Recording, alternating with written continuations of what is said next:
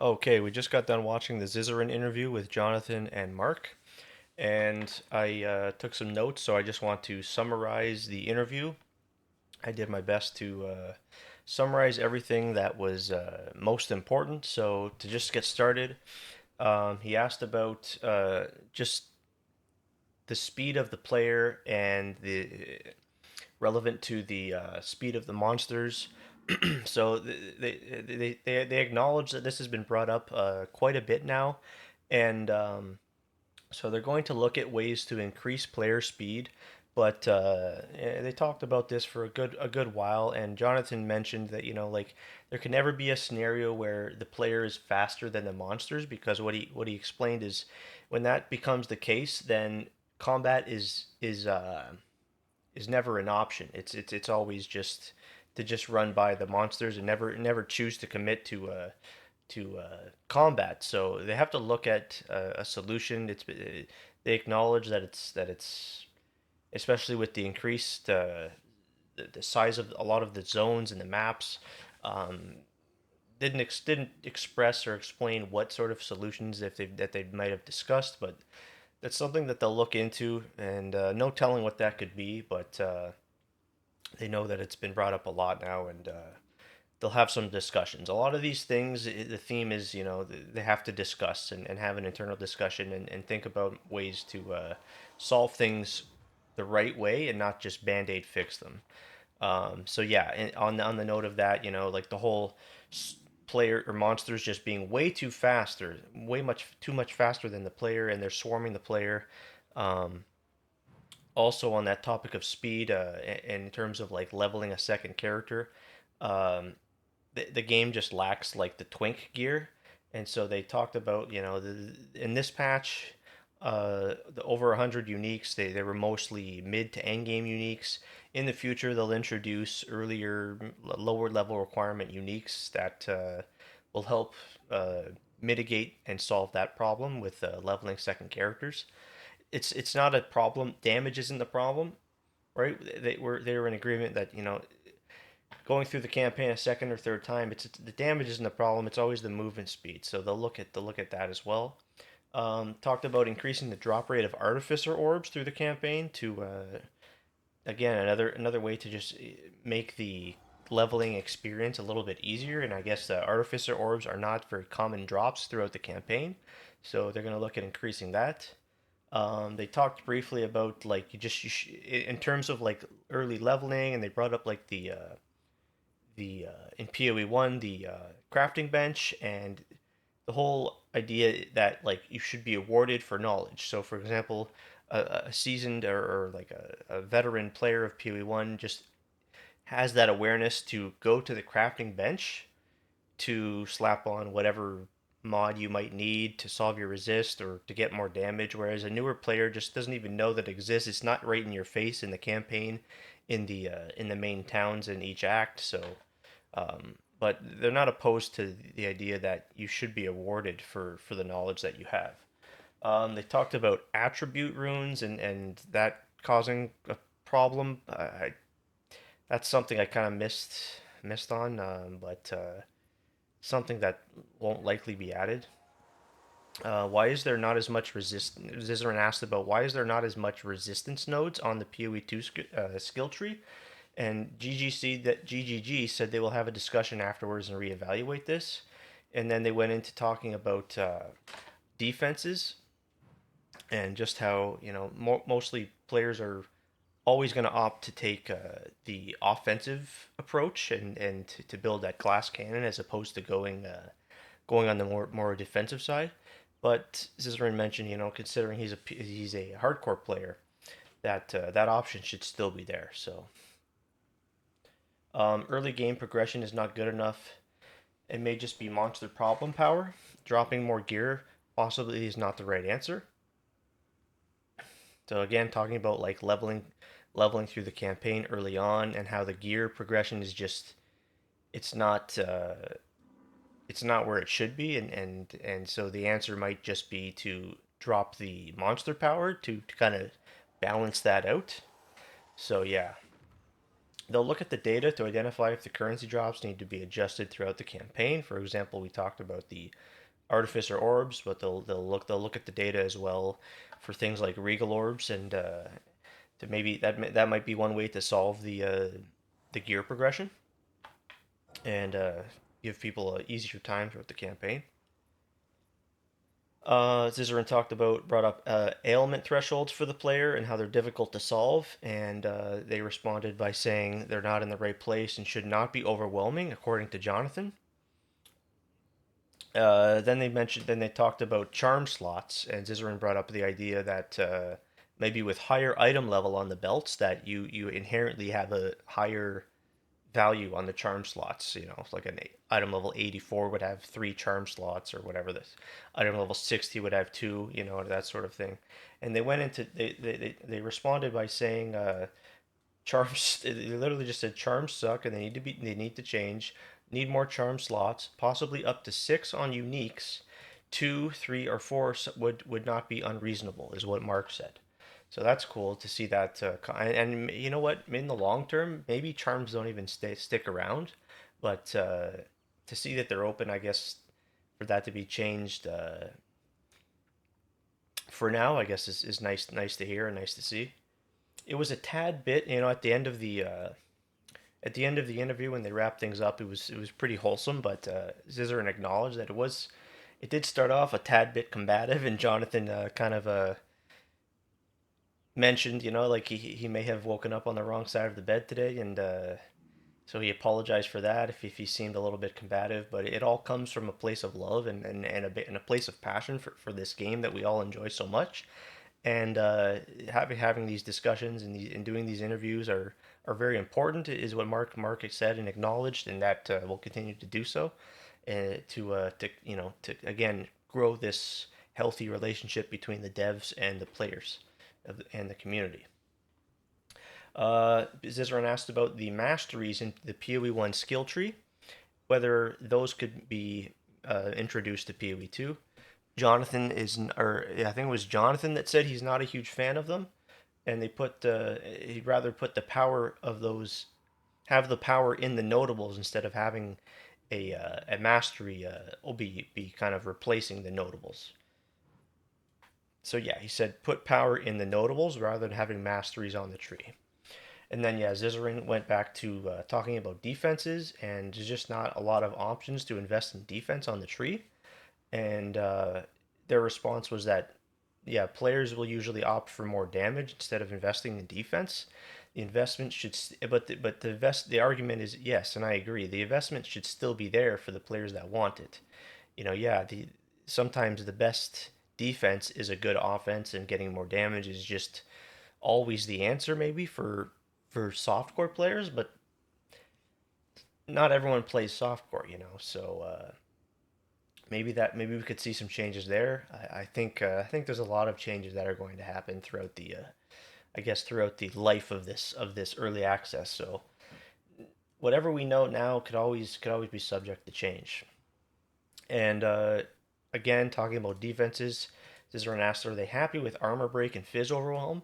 And Mark said he's not currently not very happy with armor break, and he's looking to make a change. I think he said today. He said there's a list of changes that he's looking to do today. Obviously, we've seen two or three patches now addressing the Huntress in the early game and the size of the Act 3 zones. So yeah, he said he's got a large list of things that are being looked at immediately. Armor might be improved also in the future. I mean, that's a typo. They can't take anyone's. They mentioned because I guess Zizarin was on the topic of that armor discussion in defense. Zizarin was talking specifically about his experiences and his character, and he said like I can just send you over my. But they stopped him and they interrupted him. He's like Jonathan's like we can take anyone's character live and just play with it.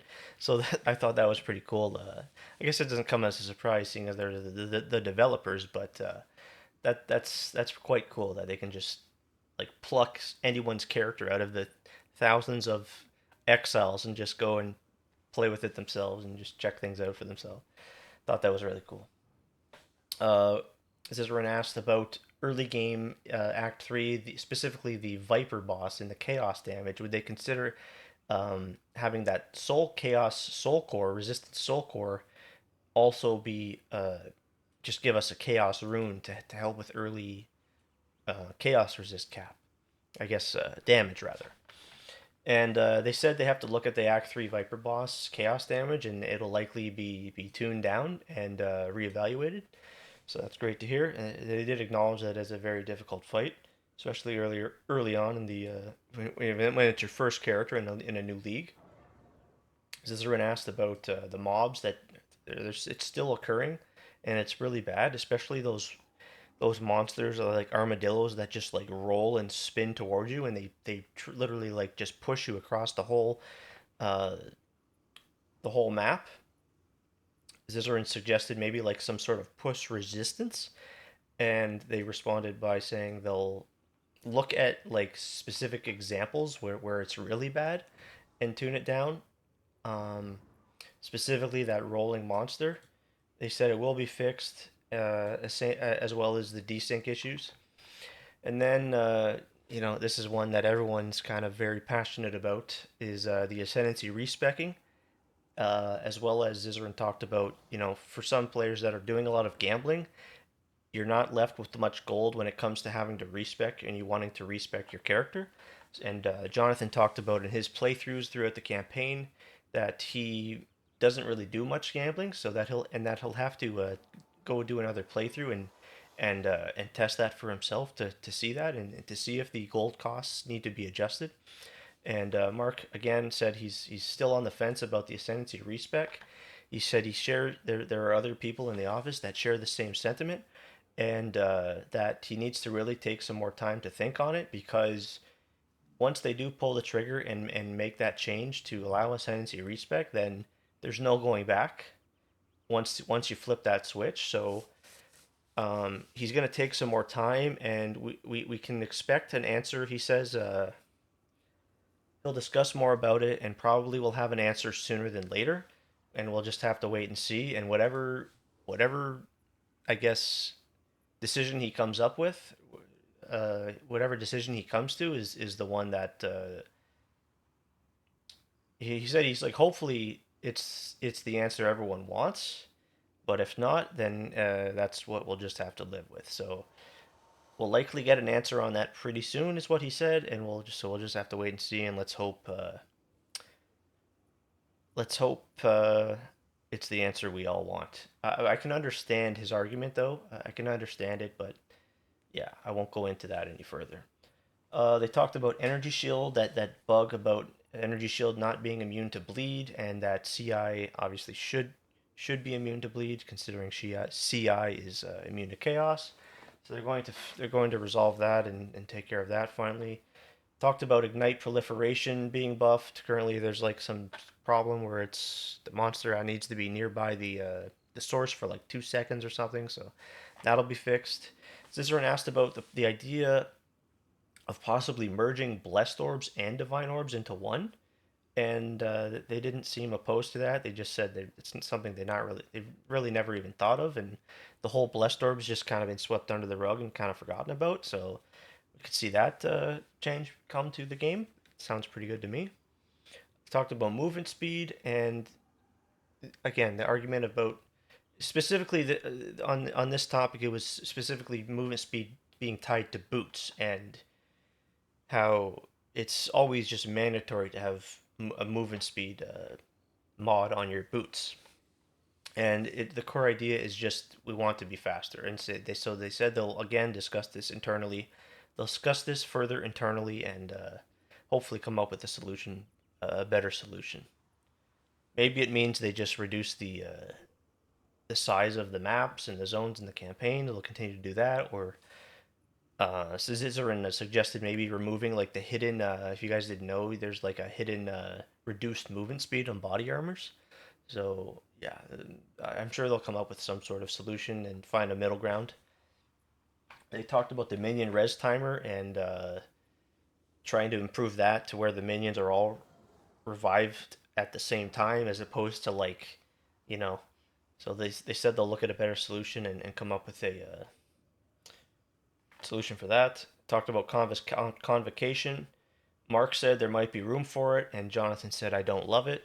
So sometimes Mark and Jonathan they butt heads, and they don't see on this they don't see the same page. They're not on the same page. So talked about map completion again. The whole thing about having to kill all the rares. No one likes that. It's boring. It's not fun.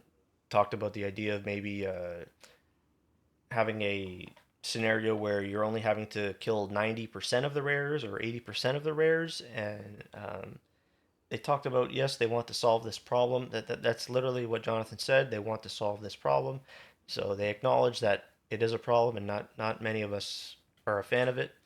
They have been discussing it, and they finally just came right out and said they'll just enable seeing rares should be the solution. So maybe that's what we're going to see. That's exactly what Jonathan said. He said maybe we should just enable seeing rares, and that solves that. I don't know if that's a proper solution, but we'll have to leave that for another day. The delirium speed is on the list, meaning I'm not entirely sure what he meant by that. Like I guess the pace at which the mist flows through the map and how it's needs to be adjusted. Improvements to gem search, for example, like equipped gems. They talked about potentially adding like a tab for like just your equipped gems for being able to level them quicker and not having to search them through the cluster of gems in your stash. They talked about the meme of the blacksmith hitting the anvil in the maps and how that's just awful to play with, and um, it's basically a meme. And they talked about changes will be made to this. Talked about corrupted items and basically how it sucks to just get a corrupted item at always. There's never a time where you have this corrupted item drop and you're not vendoring it. So they'll look at a fix for corrupted items. They're adding affinities to all sorts of things like socketables, the runes, the fragments, the tablets, the breach items, expedition, etc. They talked about recombinators, as everyone asked about what just their thoughts, general thoughts on recombinators early on in the league, and they said just that, like it's too early to we need more data to evaluate, so they're waiting on that. And then Zizarin ended the interview just asking about POE 1, and we got some good information here. So the estimate on 3.26 is the end of May, which they made a post, I think, about a month ago, talking about, yeah, I can expect 326 roughly around the end of May to the start of June. And he said, should be hearing news on that closer to the end of May. He talked about WASD coming to POE, talked about pause. Zizrin just talked about, or I guess asked, if we could possibly see WASD pause and and also like the vol orbs changing the magnitudes of uniques in PoE 2, if all of those could come over to PoE 1. And so what needs to happen in order for those changes to be made, the changes can be made, but what needs to happen is they need to be able to they need to finish importing all of the MTX, the microtransactions, the cosmetics, over from PoE 1 to PoE 2. And once they do that, then they'll be in a position to be able to import or port over all the PoE 2 character models to PoE 1. And once they're able to accomplish that and get rid of all the old character rigs from PoE 1, then they can bring in things like WASD and and the pausing and pausing the game. They said those things will come. It's just only a matter of time. And on that note of that, like for anyone that's like I guess ever mentioned something about PoE 1 being dead and their PoE 1 is being forgotten, whatever sort of negative opinions you might have on that regard, like if this isn't proof that the PoE 1 isn't dead and that they have plans to still support it, then I don't know what else to tell you. PoE 1 isn't going anywhere. I don't know where this idea comes from that PoE 1 is dead. they're creating a new game from the ground up, and it's just so happens that they had to take some people off of PoE 1 in order to finish this project of PoE 2. So like yeah. Anyways, PoE 1's going nowhere anytime soon, and so don't worry about that. So yeah, that's the summarized interview from today. Let me know what you guys think, and I'll catch you on the next one.